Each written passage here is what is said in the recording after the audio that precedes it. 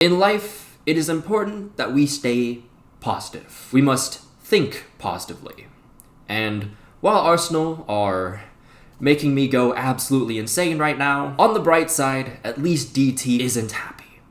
And that could at least give me some kind of peace. Okay, alright, so where did we last leave off? So back in December, we lost Saka to injury, and I don't think he's coming back for the rest of the season. And while we were doing alright without him for a bit, once January arrived, seasonal depression. Yeah, we quickly found out just how much we had been relying on Saka, because the moment he disappeared, so did the remaining bits of threat we had in front of goal. 1-1 draw with Brighton because we couldn't create. 2-0 loss to Newcastle in the Carabao Cup because we couldn't finish for. And honestly, this was our worst result up to this point, a loss to Manchester United in the FA Cup on penalties. We let Joshua Zirkzee wave our fans off in our home. I'm doing it again. Gotta stay positive. Well, at least it wasn't Rasmus Højlund, otherwise I would have gone one step farther than Reiner in Attack on Titan. Oh yeah, one thing I didn't mention in the last video was that Gabriel Jesus suffered an ACL injury in this game too. So that's now 2 of our attackers out for the season. How wonderful. Moving on, our next game was against Spurs at home, and the moment I saw BBL Sterling, I knew we were about to do everything in our power to hand Tottenham a win. Thankfully, Tottenham Hotspur's defense was abysmal, and Leandro Trossard, the only guy providing any threat, scored the winner and also took someone's soul for good measure. Trossard continues to put this entire attack on his back, and he provides 2 assists for the Gunners versus Aston Villa. However, it just simply can't be that easy with this team. 60th minute, Mikel Merino fails to pick up Youri Tielemans' run, and then 7 minutes later,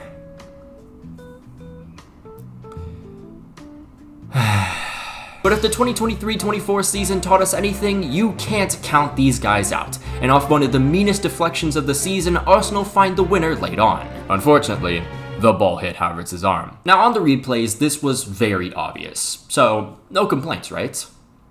Unfortunately, we all underestimate how truly brain-dead some of Arsenal Twitter is. Someone tweeted after the game that it actually hit Havertz's stomach instead of his arm, which, understandable, maybe he saw the wrong angle. And then you see below that caption a video clip of a replay of the best angle of that handball. Tough result all around, even had someone ranting to the steward, a vast contrast to that one clip that makes me feel very lonely every time I see it. However, a few days later, Arsenal bounced back with a 3-0 win versus Zagreb in the Champions League. The Gunners then beat Wolves in a less than convincing performance where they were bailed out by the Italian Aura man. He transcends the lines and he transcends sexuality. Arsenal made it 3 straight wins with the victory in their last Champions League group game versus Girona. And then came the day of vindication. Arsenal versus Manchester City. It was like watching art from a painting come to life.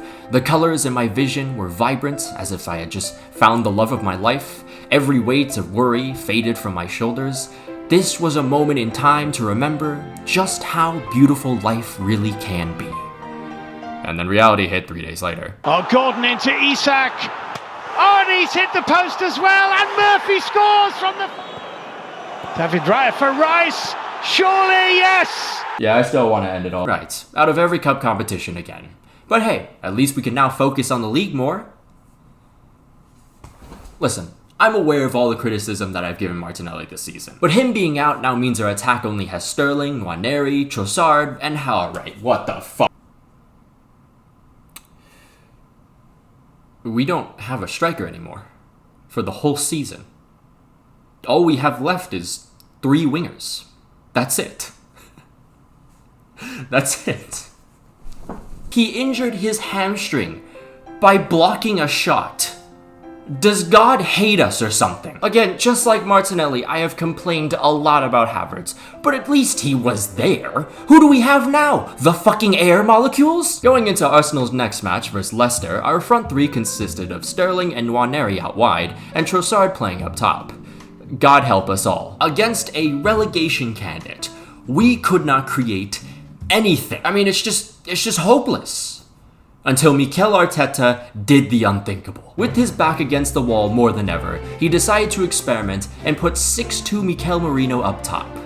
Wait, isn't that Oyarzabal? And in the last 10 minutes, the flowers of Arteta's fruitful thinking pay off as the Spaniard saves us from embarrassment with a brace. You know what? Maybe this guy is the temporary solution. I mean, what the hell do we have to lose, right?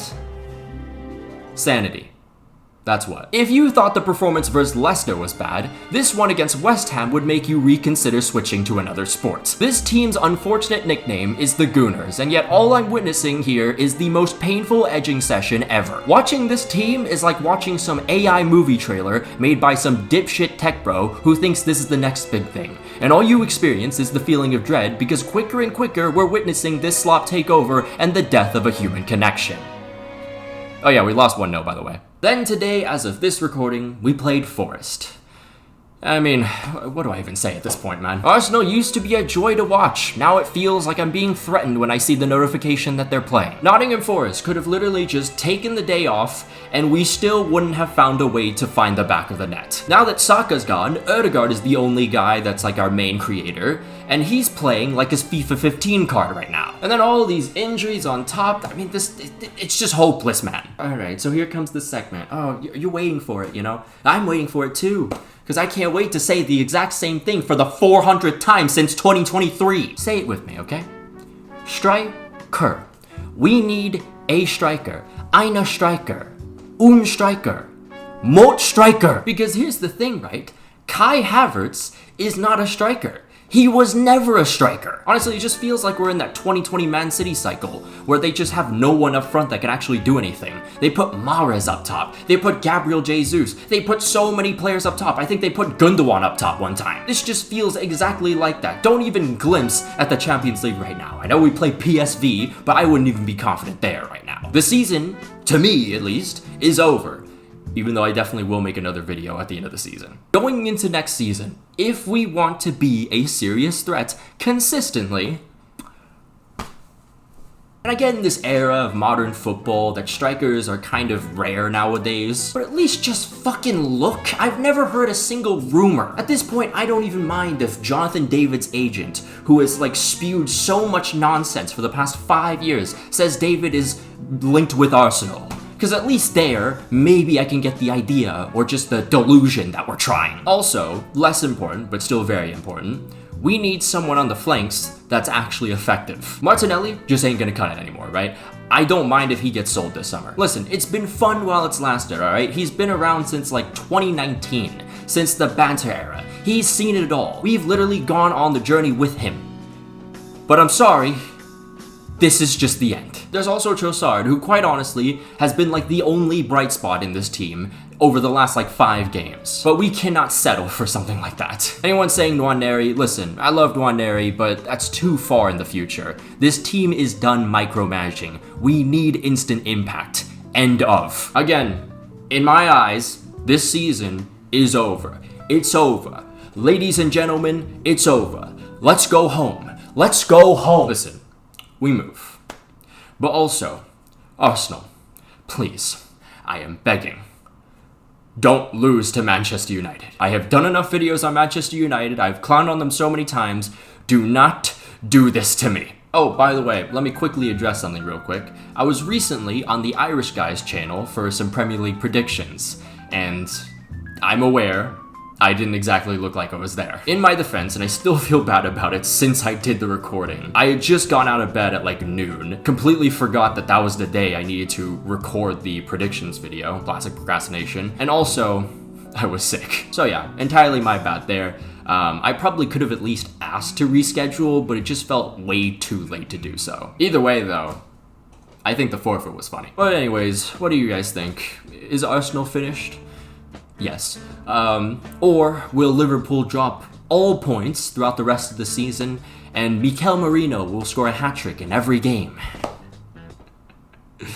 Kill me. Of course, though, a massive shout out to all our members, including Janos Balas, Luke RBB, Araisan, Brazilian Fury, Jeremiah Usud Ajimang, Django, Anazir Makalankam, Alex Rod, Ulta, Miguel Munoz, Return Fire, Rory Burns, Slider Kit, Takokofan, The Cypriot 35, Not Windows 95 Man, Kentro Agatra, St. Terrence, Sylvia Citrus, Wise Orange, Rashford Enthusiast, Cocosaurus Rex, Samu, Cheesebait, Winter Gel, M4 Does Stuff, Finn Likes Rugby More, Davox, The Portergeiser, TPSK25, Polar Protos, Von Fan, Lucien Von Kois, Kuzeger Special Kivix, Mano Tango Fei, A Ghostly Owl, Coney Wolves, Leaks Stab, Mutanai, Sketchy Card, KM89, Apollo, Kango Jazz 1, German Sayo 7, Thrilling AD T13, Los Milos, The FedEx Dude, Freya, Vecino, Jamie Vardy's 10th Red Bull, Mad for Amadiallo, Adiel, Kev C, Dominic Griffin, Kyler Krebs, Mohammed Al Tanib, Niche, Patrick Barley, Raspberry God 5, Raspberry Ale, and Unbroken Persona. If you'd like to become a member on the channel, there'll be a link down below and up in the annotations. You can follow me on Twitter if you want, follow my Instagram if you want, follow my Twitch. I'm gonna be doing more streams over the next few months.